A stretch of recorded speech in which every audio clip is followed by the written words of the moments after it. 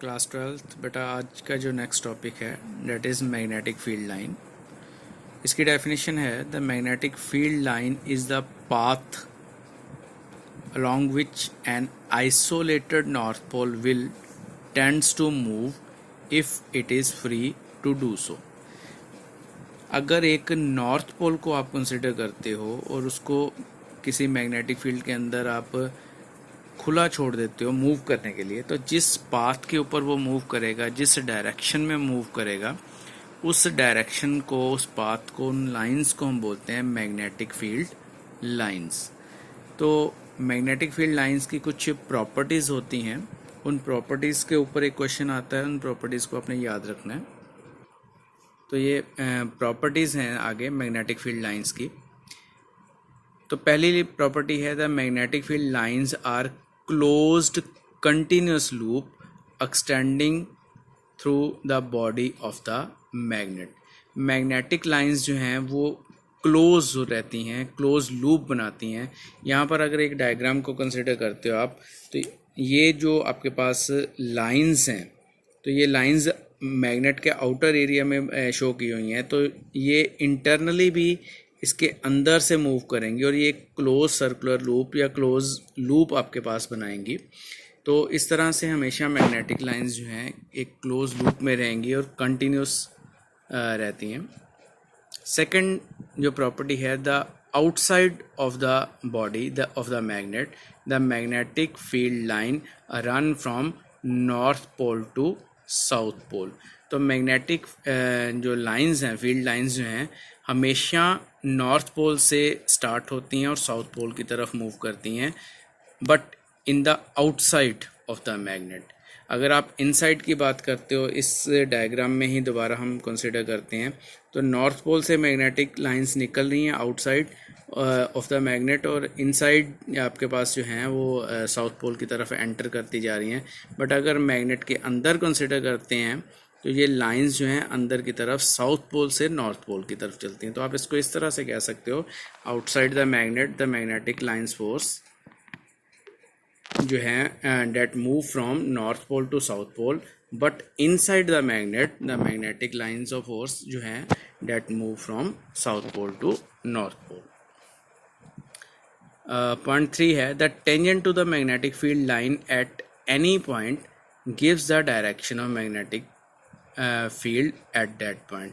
तो magnetic field lines की जो टेंजेंट अगर उसके ऊपर ड्रॉ किया जाता है, तो वो टेंजेंट हमेशा उस पोजीशन के ऊपर मैग्नेटिक फील्ड की डायरेक्शन को शो करता है। अगेन डायग्राम के ऊपर हम आते हैं, तो यहाँ पर अगर इस पॉइंट के ऊपर आप टेंजेंट ड्रॉ करते हो, मैग्नेटिक लाइन ये बनी हुई है, इसके ऊपर टेंजेंट ड्रॉ करते हो, तो इस पर्टिकुलर पॉइंट के ऊपर आपके पास जो है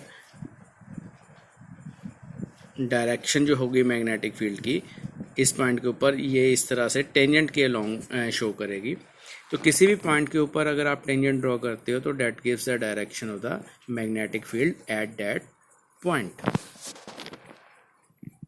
उसके बाद बहुत इम्पोर्टेंट जो इसकी प्रॉपर्टी है, अलग से क्वेश्चन बन जाता है, no two magnetic field line can intersect each other. दो मैग्नेटिक फील्ड लाइंस कभी भी एक दूसरे को इंटरसेक्ट नहीं करती।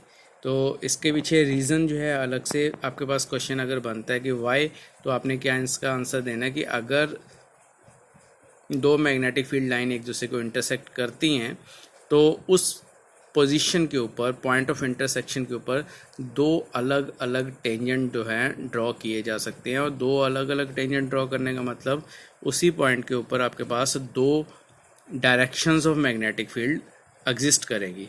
तो ऐसा कभी नहीं होता है कि एक ही पॉइंट के ऊपर दो अलग अलग मैग्नेटिक फील्ड की डायरेक्शंस एग्जिस्ट करें।